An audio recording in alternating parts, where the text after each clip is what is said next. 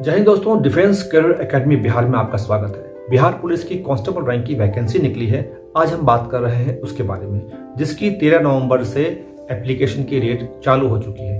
दोस्तों, हम बात करेंगे इस वैकेंसी में कि इसकी बेसिक पे कितनी है, इसके अलावा जो एलिजिबिलिटी क्राइटेरिया है वो क्या है, एजुकेशन कितना होना चाहिए, किस यूनिवर्सिटी से होना चाहिए, एज कितनी होनी चाहिए, एज में कितनी छूट मिल रही है। इसके अलावा जो शारीरिक बात है, जैसे कि हाइट कितनी होनी चाहिए, चेस्ट कितनी होनी चाहिए, वेट कितनी होनी चाहिए, मेल और फीमेल, हर कैटेगरी के बारे में हम पूरी तरह से बात करेंगे। इसके अलावा दोस्तों, कितना नंबर हमें चाहिए इस एग्जाम को क्वालिफाई करने के लिए, और सेकेंड फेज का जो टेस्ट होता है, जैसे कि रनिंग कितनी होगी आपकी और उसमें कितना समय लगेगा, कितने नंबर्स मिलेंगे। इसके अलावा हाई जंप और शॉर्ट पुट जो होगा उसका टेस्ट कैसे होगा, क्या उसकी मार्किंग सिस्टम होगी, इसके बारे में भी हम विस्तार से चर्चा करेंगे। इसके अलावा दोस्तों, हम लास्ट में बात करेंगे जो आवेदन की प्रक्रिया है, एप्लीकेशन को भरने की प्रक्रिया है वो कैसी है, और किस बात का अगर आप ख्याल ना रखें तो आपकी आवेदन किसी भी स्टेज पे कैंसिल हो सकती है, यानी कि उम्मीदवार रद्दीकरण के बारे में बात करेंगे। दोस्तों, डिफेंस कैरियर एकेडमी बिहार, ये जो चैनल है यूट्यूब का, ये केवल आपके लिए बना है, ऐसे लोगों के लिए बना है जो कि कॉम्पिटिटिव एग्जाम की तैयारी कर रहे हैं। आप इस चैनल में बहुत ही उपयोगी वीडियोस पाएंगे, जिसमें खास करके जो वैकेंसीज निकलती है इसके बारे में हम बताते हैं, और भर्ती प्रक्रिया से संबंधित कई चीज़ें हैं जैसे हाइट, वेट, उसके बारे में भी विस्तार से चर्चा की जाती है। अगर ये वीडियो आपको अच्छा लगे तो ज़रूर लाइक कीजिए, अपने दोस्तों को शेयर कीजिए और चैनल को सब्सक्राइब जरूर कीजिए। तो बिना समय को गवाए हम बात करते हैं वैकेंसी के बारे में। दोस्तों, डिफेंस कैरियर एकेडमी बिहार में आपका स्वागत है। बिहार पुलिस की सिपाही की भर्ती निकली है, जो कि बिहार पुलिस, बिहार सैन्य पुलिस, विशेषीकृत इंडिया रिजर्व वाहिनी, बिहार राज्य औद्योगिक सुरक्षा वाहिनी में सिपाही के खाली पदों पर पुरुष एवं महिला उम्मीदवारों की सीधी नियुक्ति के लिए है। इसकी अंतिम तिथि जो है ऑनलाइन आवेदन जमा करने की 14 दिसंबर 2020 है। दोस्तों, ये जो वैकेंसी निकली है इसमें सभी के लिए रुपया 21,700 से लेकर के 69,100 की बेसिक पे स्केल है, जिसके लिए 8,415 वैकेंसी निकाली गई है। दोस्तों, आवेदन पत्र को की जो प्रक्रिया है ये जो स्टार्ट होगी, ये 13 नवंबर से स्टार्ट हो चुकी है। दोस्तों, आपको इसमें अप्लाई करने के लिए अपना एप्लीकेशन, जो वेबसाइट है बिहार पुलिस की www.csbc.bih.nic.in, यहाँ पे आपको अपना एप्लीकेशन जो है जमा करना पड़ेगा। जिला पुलिस, बिहार सैन्य पुलिस, विशेषीकृत इंडिया रिजर्व वाहिनी एवं बिहार राज्य औद्योगिक सुरक्षा वाहिनी की जो वैकेंसी है, इसके लिए चयन और भर्ती की जो प्रक्रिया है वो एक साथ ही होगी। आपको आपकी इच्छित जहां पे आप जाना चाहते हैं, जिस इनमें से किसी एक में, उसकी प्राथमिकता देने का आपको अवसर दिया जाएगा। तो भर्ती के लिए जो चयन प्रक्रिया होगी, उसमें जो मेरिट लिस्ट बनेगी, उसके जो आपकी प्राथमिकता दी गई है वो मेरिट लिस्ट में आपका नाम आएगा जितना ऊपर, उस हिसाब से आपको जो ऑप्शन आपने दिया है उसको विचार किया जाएगा। दोस्तों, इसकी जो रिटन एग्जामिनेशन है, इसका स्टैंडर्ड 10+2 के बराबर का होगा और ये ऑब्जेक्टिव क्वेश्चंस होंगे। लिखित परीक्षा 100 अंकों की होगी। 2 घंटों के जो एक प्रश्न पत्र होगा उसमें 100 अंक होंगे, 100 क्वेश्चंस होंगे। और दोस्तों, इसकी जो आपकी आंसर शीट होगी उसकी 2 कॉपी होती है। एक कॉपी जो है चयन पर्षद है उसके पास सुरक्षित रख दी जाती है। अब अगर आप चाहते हैं कि आप इसमें सिलेक्ट हो जाएं रिटन में, तो कम से कम आपको 30% अंक लाना पड़ेगा, तभी आप फिजिकल के लिए सफल हो पाएंगे, फिजिकल के लिए आप जा पाएंगे। दोस्तों, जो जिस भी आप बिहार पुलिस की लाइफ में वैकेंसी भरी है जिला पुलिस के लिए, तो उसकी जितनी वैकेंसी है उसके इंटू 5 टाइम्स, यानी कि 5 गुना लोगों को ही फिजिकल के लिए कॉल किया जाएगा। इसलिए आपने ज़्यादा से ज़्यादा नंबर लाने हैं ताकि आपका सिलेक्शन जो है आगे अगली कार्रवाई के लिए, फिजिकल के लिए हो सके।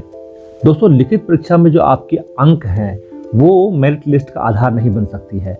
जो लिखित परीक्षा के नंबर है वो केवल और केवल जो है क्वालिफाइंग नेचर की होगी, ताकि आप उसके बाद शारीरिक दक्षता में या जांच के लिए आप आगे जा सकें। दोस्तों, शारीरिक जो दक्षता या योग्यता परीक्षा है, इसमें 3 चीज़ें होंगी आपकी। दौड़ होगी, ऊंची कूद होगी और गोला फेंक होगा। इसमें जो आप कुल अंक प्राप्त करेंगे उसके आधार पर ही फिर आपका जो है बाद में मेरिट लिस्ट बनाया जाएगा। अब जो आपको इसमें पात्रता के लिए ज़रूरी चीज़ें हैं, वो नंबर 1 आपका भारतीय नागरिक होना है वो आपका होना बहुत ज़रूरी है। इसके अलावा जो शैक्षणिक योग्यता है वो है आपका 1/8/2020 तक आपने इंटरमीडिएट यानी कि 10+2 उत्तीर्ण कर लिया होना चाहिए, या बिहार राज्य सरकार के मदरसा बोर्ड के अगर विद्यार्थी आप हैं तो उसके द्वारा जो आपकी मौलवी की प्रमाण पत्र है वो आपके पास होनी चाहिए, या संस्कृत बोर्ड द्वारा जो शास्त्रीय अंग्रेजी सहित उसमें अंग्रेजी भी एक होना चाहिए सब्जेक्ट वो होना चाहिए आपके पास, या आचार्य की डिग्री आपके पास है बिना अंग्रेजी वाली वो प्रमाण पत्र आपके पास होना चाहिए, तब आप इसके लिए योग्य हैं अप्लाई करने के। अब हम बात करेंगे एज के लिए। तो जहाँ तक एज की बात है ये 1 अगस्त 2020 को मैट्रिक या जो आपकी समकक्ष प्रमाण पत्र है उसके अनुसार माना जाएगा। इसमें जो अनरिजर्व यानी कि सामान्य वर्ग के पुरुष हैं एवं महिलाएं हैं उनके लिए कम से कम 18 साल की उम्र होनी चाहिए और अधिकतम 25 वर्ष की आयु होनी चाहिए। जो पिछड़ा वर्ग कोटि और अत्यंत पिछड़ा वर्ग कोटि के पुरुष हैं इनके लिए न्यूनतम उम्र 18 वर्ष और अधिकतम उम्र 27 वर्ष है। पिछड़ा वर्ग एवं अत्यंत पिछड़ा वर्ग कोटि की महिलाओं के लिए न्यूनतम उम्र 18 ही है, लेकिन अधिकतम उम्र कितनी है? 28 है, 1 साल बढ़ गई है। अनुसूचित जाति एवं अनुसूचित जनजाति कोटि के पुरुषों एवं महिलाओं के लिए न्यूनतम उम्र 18 वर्ष और अधिकतम उम्र 30 वर्ष है।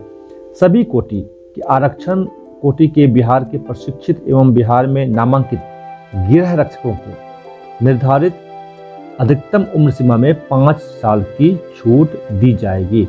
इसके अलावा अभ्यर्थी की उम्र की गणना जो है मैट्रिक या जो समकक्ष परीक्षा के प्रमाण पत्र में अंकित जो जन्म तिथि आपकी है उसी के आधार पर की जाएगी। अब हम बात करेंगे दोस्तों शारीरिक मापदंड की। ऊंचाई, सीना और वजन के लिए कोई अंक आपको नहीं मिलेगा, ये केवल आपकी जो है क्वालिफाइंग नेचर की है।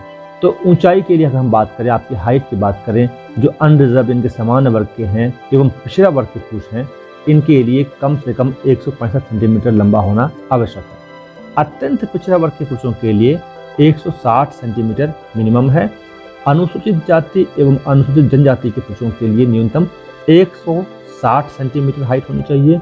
भारतीय मूल के जो गोरखा पुरुष हैं उनके लिए सिर्फ बिहार सैन्य पुलिस की जो भर्ती है उसके लिए गोरखा बटालियन के लिए न्यूनतम 160 सेंटीमीटर हाइट होनी चाहिए। बाकी सभी वर्गों में महिलाओं के लिए न्यूनतम 155 सेंटीमीटर की हाइट होनी चाहिए। दोस्तों अगर हम बात करें सीना की यानी कि चेस्ट मेजरमेंट की, तो पुरुषों की बात करें तो हम जो अनरिजर्व यानी कि सामान्य जनरल कैटेगरी के हैं और पिछड़ा वर्ग के पुरुष हैं इनके लिए बिना फुलाए 81 और 5 सेंटीमीटर और फुल करके फुलाने के बाद 86 सेंटीमीटर कम से कम होना चाहिए।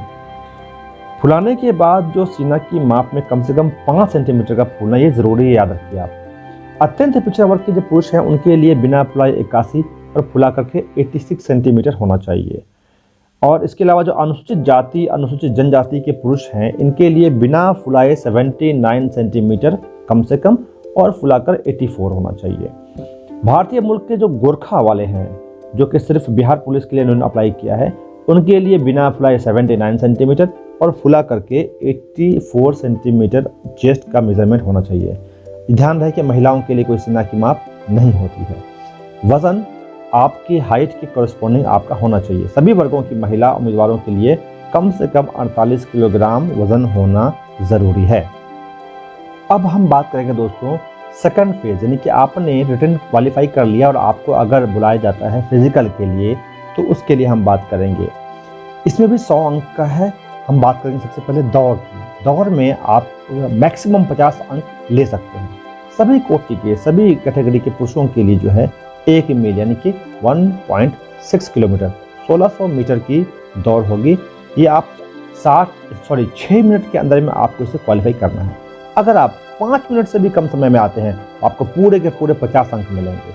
अगर आप 5 मिनट से 5 मिनट 20 सेकंड तक की टाइम लेते हैं तो आपको 40 अंक मिलेंगे। और अगर आप 5 मिनट 20 सेकंड से अधिक एवं 5 मिनट 40 सेकंड के बीच में आ जाते हैं तो आपको 30 अंक मिलेंगे। और आपको 5 मिनट 40 सेकंड से लेकर के 6 मिनट के बीच में अगर आप आते हैं तो 20 अंक मिलेंगे। यानी कि आपको मेहनत करनी है। अगर ज़्यादा अंक प्राप्त करने हैं तो 5 मिनट से कम में अगर आप आ गए तो 50 अंक आपके पूरे मिलेंगे। और जो 6 मिनट के भी बाद में आएंगे तो वो असफल घोषित कर दिए जाएंगे। अब हम बात करेंगे महिलाओं के लिए। महिलाओं के लिए केवल 1 किलोमीटर की रनिंग है जो आप अधिकतम 5 मिनट का समय ले सकती हैं। 4 मिनट से कम में अगर आ गई तो फुल 50 अंक मिलेंगे, और 4 मिनट से लेकर 4 मिनट 20 सेकंड तक का टाइम ले लिया तो 40 अंक मिलेंगे, और 4 मिनट 20 सेकंड से 4 मिनट 40 सेकंड तक के टाइम ले लिया तो 30 अंक मिलेंगे, और 4 मिनट 40 सेकंड से मैक्सिमम 5वां मिनट तक अगर टाइम ले लिया तो 20 अंक मिलेंगे। याद रहे कि 5 मिनट से अधिक समय लेने वाली महिला अभ्यर्थियों को असफल घोषित कर दिया जाएगा। इसके बाद आपका गोला फेंक का टेस्ट होगा, जिसमें आपको अधिकतम 25 अंक आप ले सकते हैं। सभी कोटि के पुरुषों के लिए 16 पाउंड का गोला न्यूनतम 16 फीट तो फेंकना ही फेंकना आपने है, उससे कम की गुंजाइश नहीं है। अगर आप 16 फीट से 17 फीट तक फेंक देते हैं तो आपको 9 अंक मिलेंगे। अगर आपने 18 फीट तक फेंक दिया तो 13 अंक मिलेंगे, और आपने अगर 18 से 19 फीट तक के बीच में फेंका तो 17 अंक मिलेंगे आपको, और 19 फीट से लेकर 20 फीट तक फेंका तो 21 अंक मिलेंगे, और 20 फीट से ज़्यादा आगे फेंका तो 25 अंक पूरे आपको मिल जाएंगे। ध्यान रहे कम से कम 16 फीट आपको शॉर्ट पुट फेंकना ही है। जितने भी महिलाएं हैं उनको 12 पाउंड का गोला मिलेगा, जो उन्होंने कम से कम 12 फीट तो फेंकना ही फेंकना है। 12 फीट से 13 फीट तक फेंक दिया अगर तो 9 अंक मिलेंगे, और 13 फीट से आगे 14 फीट तक फेंक दिया तो 13 अंक मिलेंगे। 14 फीट से ज़्यादा 15 फीट तक फेंक दिया तो 17 अंक मिलेंगे, और 15 फीट से लेकर के 16 फीट तक फेंकने वालों को 21 अंक मिलेंगे, और जिन्होंने 16 फीट से भी आगे फेंक दिया उनको पूरे के पूरे 25 अंक मिल जाएंगे। ध्यान रहे 12 फीट से कम अगर आपने फेंका है ऐसी महिला अभ्यर्थियों को असफल घोषित कर दिया जाएगा। अब हम बात करेंगे हाई जंप की, यानी कि ऊंची कूद की। इसमें आप 25 अंक आप ले सकते हैं। सभी कोटि के पुरुषों के लिए न्यूनतम ऊंचाई 4 फीट होगी। इस 4 फीट की हाइट को आपने क्लियर करना है तो आप 13 अंक आपको मिल जाएंगे। अगर आप 4 फुट 4 इंच से ऊपर तक अगर आप कर लेते हैं, यानी कि 4 फीट से लेकर 4 फीट 4 इंच तक कर लेते हैं तो 17 अंक मिलेंगे। 4 फुट 8 इंच तक कर लिया आपने तो उसके ऊपर कूद लिया तो 21 अंक मिलेंगे। आपने 5 फीट हाइट को क्रॉस कर दिया तो फिर आपको पूरे 25 अंक मिलेंगे। तो आपको हाई जंप में भी अच्छी मेहनत करनी पड़ेगी, नहीं तो आप फिर मेरिट लिस्ट में छट जाएंगे, डर उसका ही है। ध्यान रहे कि 4 फीट से कम कूदने वालों को छांट दिया जाएगा। सभी कोटि की महिलाओं के लिए कम से कम 3 फीट तक जंप करना जरूरी है।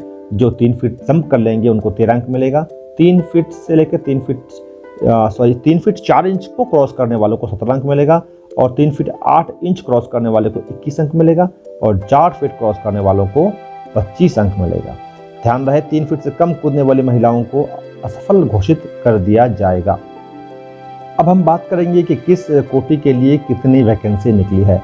जो सामान्य वर्ग यानी कि अनरिजर्व्ड हैं उनके लिए 3489 सीट्स हैं। आर्थिक रूप से कमज़ोर वर्ग के जो हैं उनके लिए 842 सीट है। अनुसूचित जाति के लिए 1307 सीट्स हैं। अनुसूचित जनजाति के लिए 82 सीट्स हैं। अत्यंत पिछड़ा वर्ग के लिए 1470 सीट्स हैं, और पिछड़ा वर्ग के लिए 980 सीट है।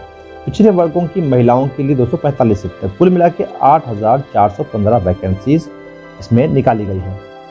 अब इसमें एक चीज़ और आपने ध्यान रखनी है कि जब आप रिटर्न एग्जाम के लिए जाते हैं या आप फिजिकल टेस्ट के लिए जाते हैं तो कोरोना से संबंधित आपने अपना ध्यान रखना है। सोशल डिस्टेंसिंग का आपने पालन करना है, और किसी को साथ लेके नहीं जाना है। मास्क आप हमेशा पहने रहेंगे, और हैंड सैनिटाइज़र खुद का आप रखेंगे, और खाने पीने का सामान आपका खुद का होगा। ये आपने कड़ाई के साथ पालन करना है। अब एक बात और बहुत ही विचारणीय है कि जो एग्ज़ाम के लिए फ़ीस है वो इस तरह से है कि अत्यंत पिछड़ा वर्ग, आर्थिक रूप से कमज़ोर वर्ग एवं अनारक्षित सामान्य वर्ग, इन अभ्यर्थियों के लिए ऑनलाइन आवेदन पत्र का जो फीस है वो 450 रुपये है। इसके अलावा अनुसूचित जाति एवं अनुसूचित जनजाति के लिए जो फीस है वो 112 रुपये मात्र है। इस वैकेंसी के अप्लाई करने के लिए आपको ऑनलाइन एप्लीकेशन भरने के लिए आपको ये जो वेबसाइट है www.csbc.bih.nic.in, ये आप इसे देख सकते हैं। ये है इसकी वेबसाइट का एड्रेस। यहाँ पे आपको जाकर के बिहार पुलिस के टैब पर या एडवर्टीजमेंट बाई ग्रुप में जाकर के जो एडवर्टीजमेंट नंबर है 5/2020 वहाँ पे आपको क्लिक करना पड़ेगा, और इसी पेज पे जो आपके वेबसाइट के पेज होगा यहाँ पे आपको आवेदन करने के लिए एक लिंक होगा, वहाँ पे क्लिक करना पड़ेगा, जहाँ से आप स्टार्ट कर सकते हैं। ध्यान रहे कि आपको जो रजिस्ट्रेशन करना है, पंजीकरण करना है, और भुगतान करने से पहले एक आपको वैध या सक्रिय मोबाइल नंबर जो आपका पर्सनल होना चाहिए एक ईमेल आईडी आप पहले से रेडी रखें और जहाँ तक संभव हो आपके नाम से पंजीकृत होना चाहिए वो मोबाइल और ईमेल आईडी, किसी और का नहीं होना चाहिए। इसका प्रयोग करके आप जो है पंजीकरण कर सकेंगे। पंजीकरण करने के लिए जो आपको है मोबाइल नंबर और ईमेल आईडी अनिवार्य है। ये आपकी अपनी ईमेल आईडी नहीं है तो अपनी ईमेल आईडी आप पहले बना लें और बाद में आप अप्लाई करें, इस बात का खास ख्याल रखें आप। साथ ही आप याद रखें कि एक मोबाइल नंबर से आप केवल एक ही अप्लाई कर सकते हैं, एक ही पोस्ट के लिए अप्लाई कर सकते हैं, क्योंकि उस पर आपको SMS वगैरह आएगा। इसके भी आपने जो है ध्यान रखना है। और कोई भी एक एप्लीकेंट, एक अभ्यर्थी केवल एक पद के लिए ही अप्लाई कर सकता है, एक से ज़्यादा के लिए अप्लाई नहीं कर सकता है। जब आप ऑनलाइन आप अप्लाई करेंगे तो आपका जो एप्लीकेशन है उसमें आप ऑनलाइन आवेदन पत्र के प्रथम भाग में जो है आपको रजिस्टर करना होता है, आपको पंजीकरण करना होता है। 3 PM। इस काम में आपको आपका नाम लगता है, राष्ट्रीयता लगती है, मोबाइल नंबर पूछाता है, ईमेल आईडी पूछाता है और बिहार राज्य का जो आपका डोमिसाइल सर्टिफिकेट है उसके बारे में पूछाता है। आरक्षण कोटि के बारे में, आपके लिंग मेल फीमेल के बारे में, जन्म तिथि के बारे में और पदों के लिए क्या प्राथमिकता है, आप किस में भर्ती होना चाहते हैं उसके बारे में। और अगर आप पहले से ही होमगार्ड वगैरह में हैं तो उसके बारे में आपसे जानकारी ली जाती है। सफल आप जब रजिस्ट्रेशन कर लेंगे, पंजीकरण कर लेंगे, उसके बाद आपके मोबाइल फ़ोन या ईमेल आईडी के माध्यम से आपको तुरंत जो है एक पंजीकरण नंबर मिलेगा और पासवर्ड मिलेगा। आपको SMS और ईमेल के द्वारा ये आपको भेजा जाएगा। अगर आपने गलती से गलत पंजीकरण कर लिया है तो आप इसको बाद में एडिट नहीं कर सकते, आपको फिर इसको आपको कैंसिल करना पड़ेगा और फिर नए सिरे से करना पड़ेगा।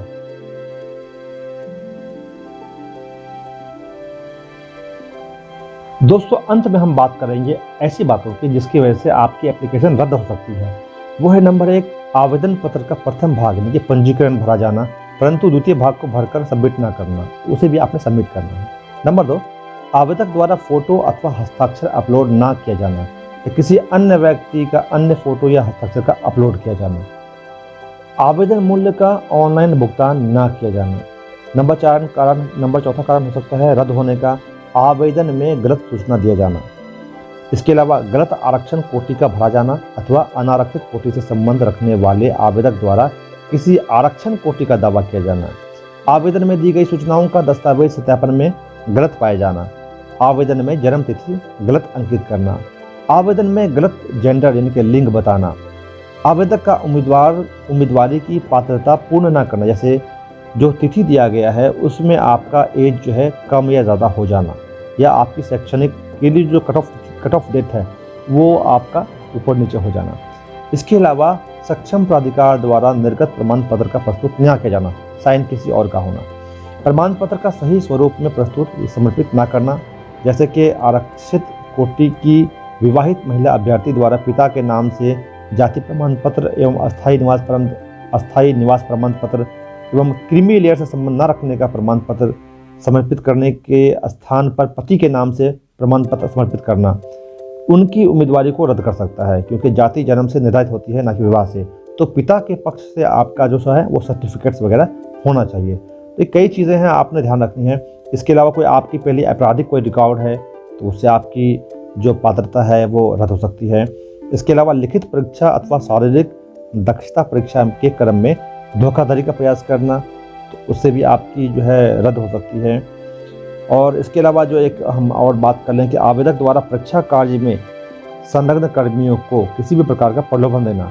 एग्ज़ाम सेंटर में आप गए हैं, किसी को आपने घूस देने की कोशिश की, तो इस तरह की कोई भी चीज़ों से आप बचें और अच्छी तरह से एग्ज़ाम की तैयारी करें। हम उम्मीद करते हैं कि आप इसमें सफल अप्लाई करके और हर स्टेज पे आप सिलेक्शन हो जाएंगे।